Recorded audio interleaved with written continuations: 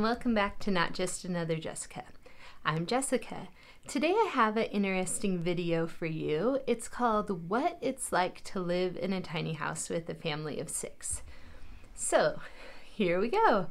My family moved into this house a little over a year ago. But before that, we had kind of an interesting turn of events. We had been living in a fairly large 3,600 square foot home. When we moved in, we had 3 kids, and while we were there 6 years. We had a 4th, and it was a very large home. It was a 5-bedroom, 5-bath home with multiple living rooms.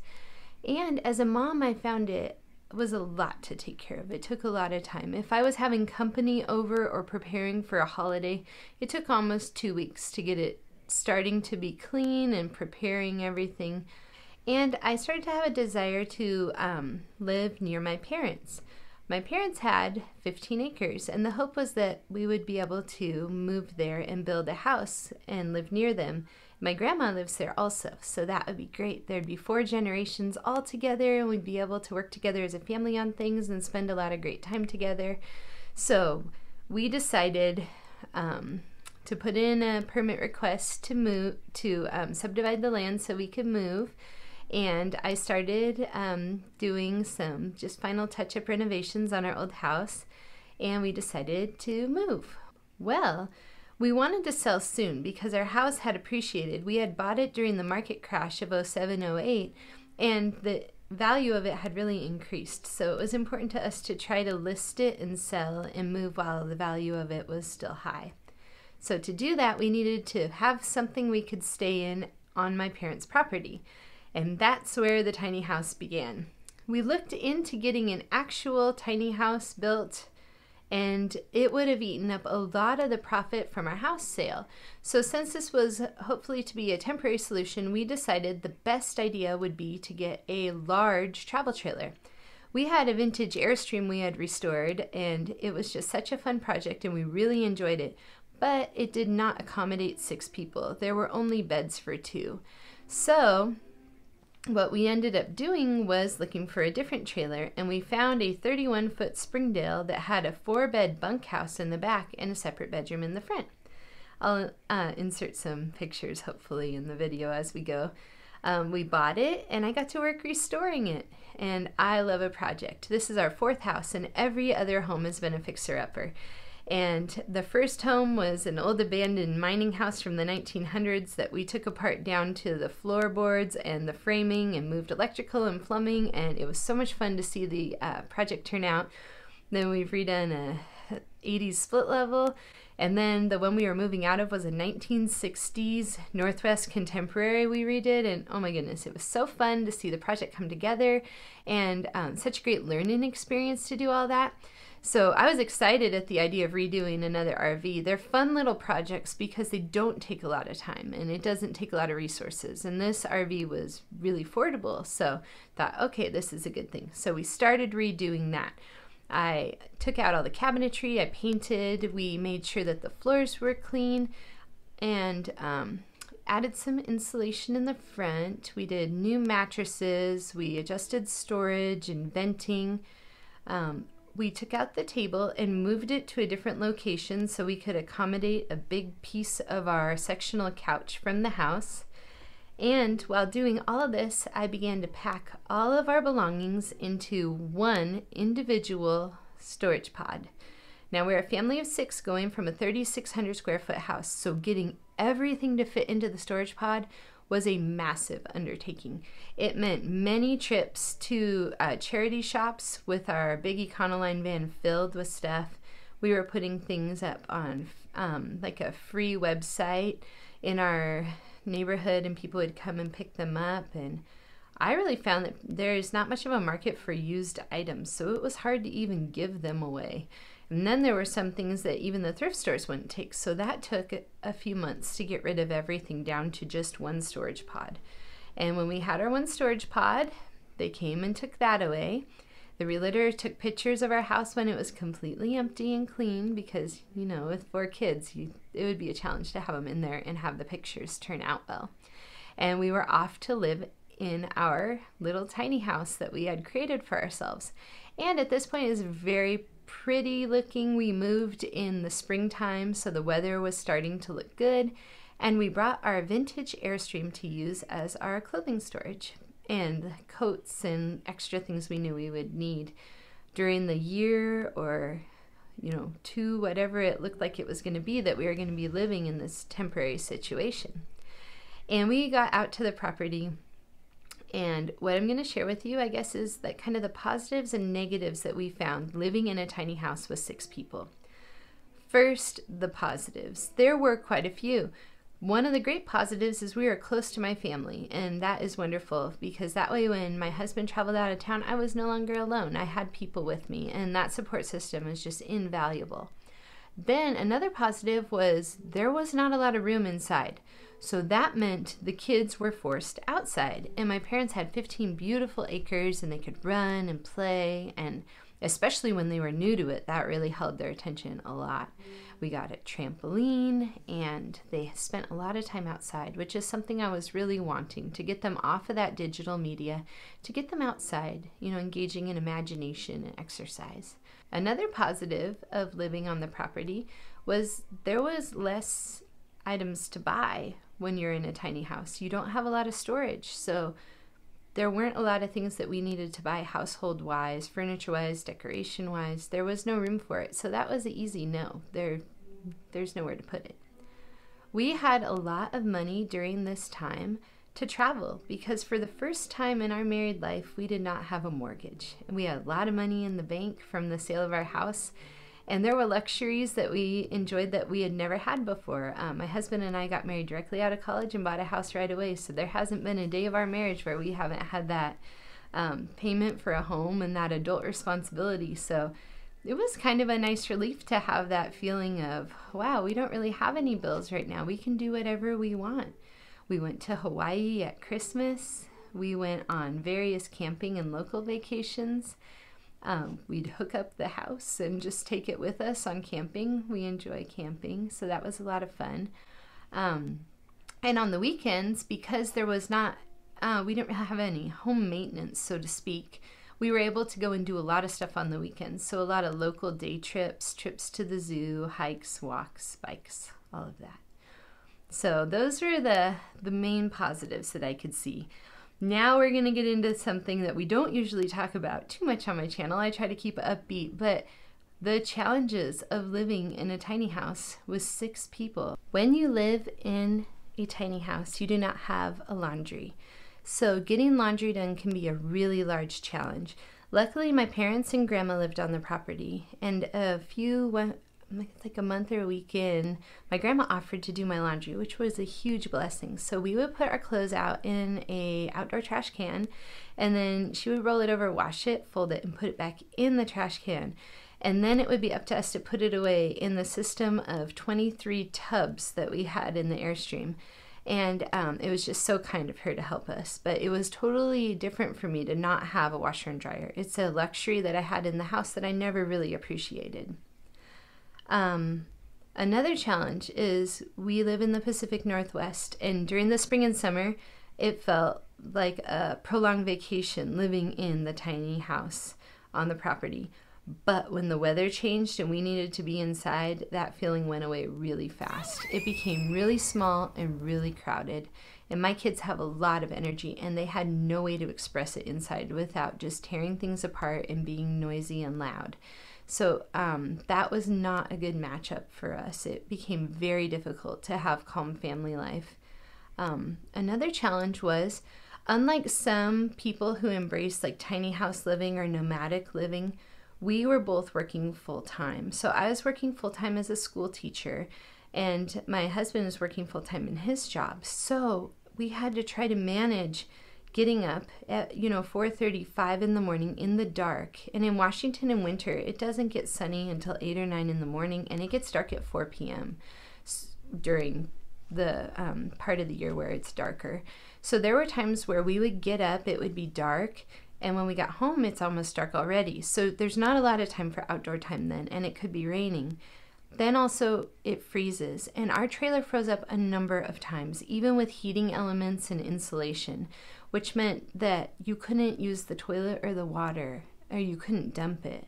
So that was really, really difficult. So that was a big challenge. The floor was always cold. We had 2 heaters going to try to keep it warm, and it was just an ongoing battle. And the heat bill could be really high for the amount of electricity and propane it took to heat and basically uninsulated can where you were inside of it. So that was a challenge. Another challenge was once all of the people who lived in it put something on the counter or the table, there was no room to do anything else. So there wasn't room for the kids to do their homework, and there was no room for cooking. So we ended up needing to eat a lot of our meals over at my parents' house. And that meant we were imposing on them quite a bit. Another thing is, if you are getting ready in the morning in a trailer, you have to get everything ready the night before, or you have to go out to your storage area in the dark in your pajamas in the rain. So before I would go to bed at night, I would get all the kids to sleep. Then I would put on a headlamp and go to our secondary trailer and try to find all the outfits for the next day, make sure everybody had proper socks and underwear, because nobody wants to run outside at 4:30 or 5 in the morning in the dark to try to find socks for someone. But this was mainly a challenge we faced because we are living a regular life while being in a tiny house. We weren't on a vacation. We did not work from home. We weren't retired. We had everyday commitments and responsibilities to kids' extracurricular activities, to school, to our jobs. So we had to be on time, put together, and ready to go. And that is a whole lot harder when you're not in a house. And this was a really good eye-opening experience for myself and our children at the challenges people face when their home or home life is not consistent and is not calm. Because for us, this was a big upheaval, and it made things very difficult. It made getting ready difficult, it made being on time difficult, and it put a lot of stress on the family, because once we got out in public, we couldn't be disheveled or late just because we were staying in a tiny house. We had to be on point at our jobs and in our schooling. So it was pretty stressful to go from running around the trailer, trying to find everything, it was often lost, and then trying to get there on time. Shoes were a big problem for storage because with 6 people, we have a lot of shoes.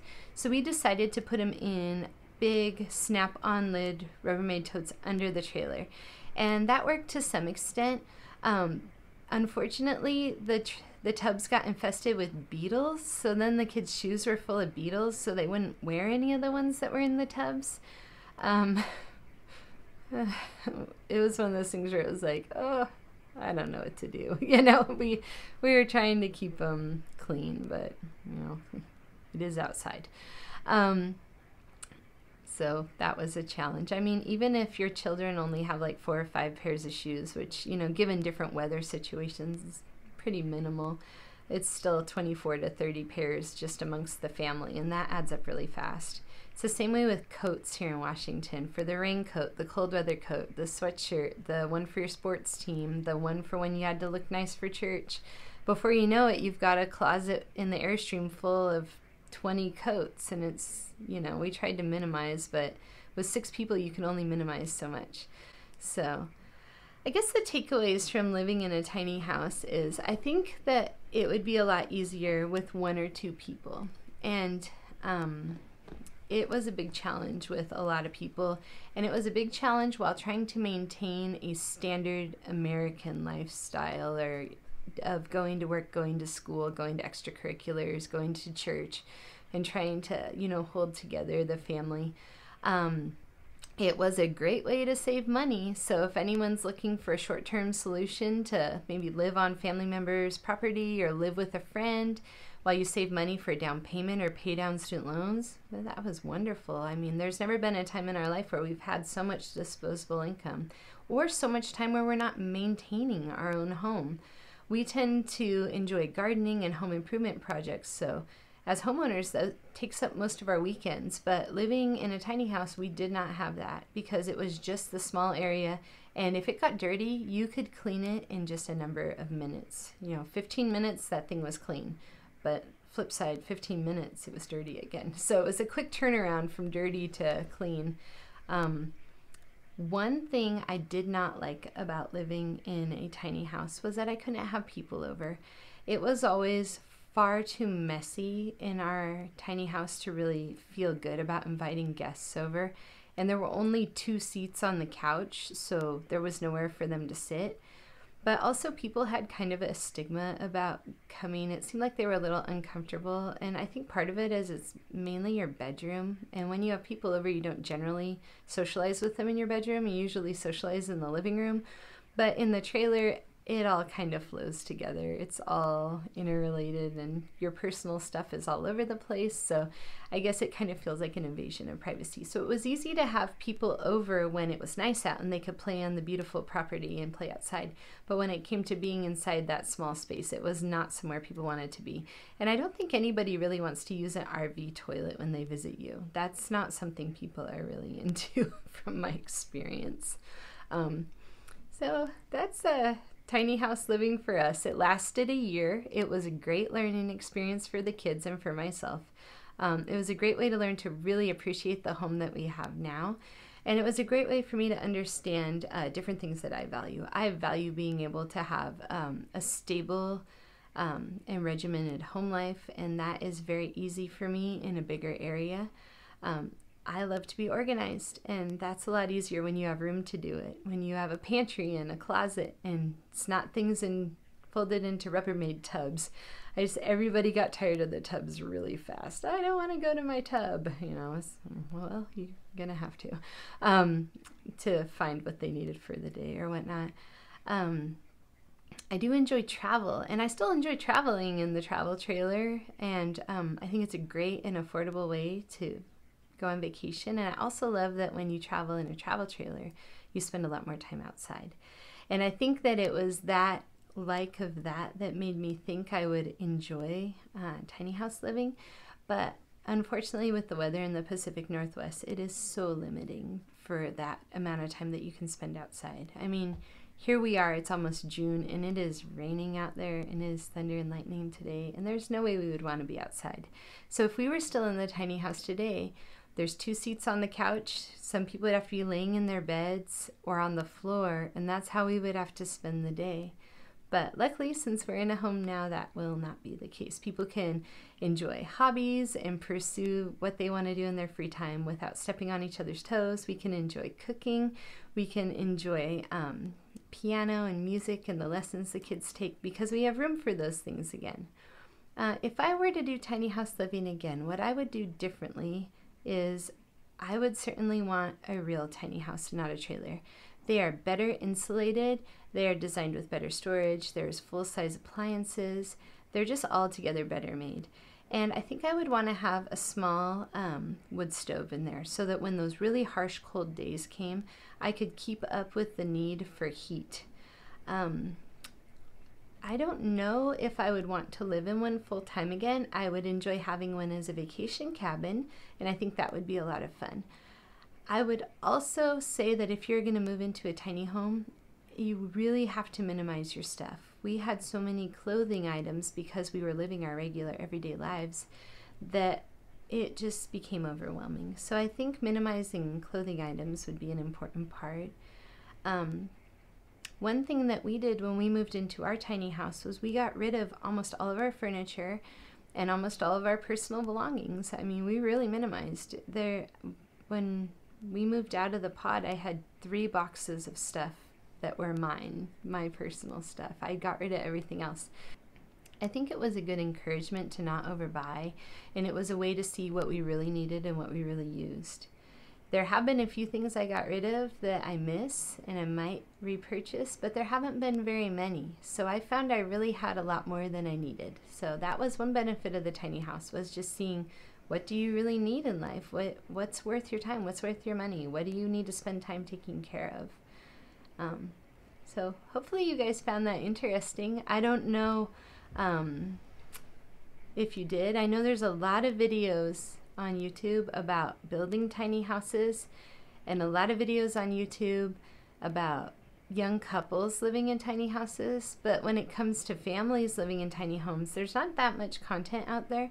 And I don't think there's a lot of families that have lived in them for a long time. And after a year in there, I felt like we had kind of gained some experiences that we might be able to share. Well, that was Tiny House Living with a Family of 6. Remember to join us next time for more videos about family, home life, money saving, budgeting, and all things mom and family related. I hope you have a great day. Goodbye.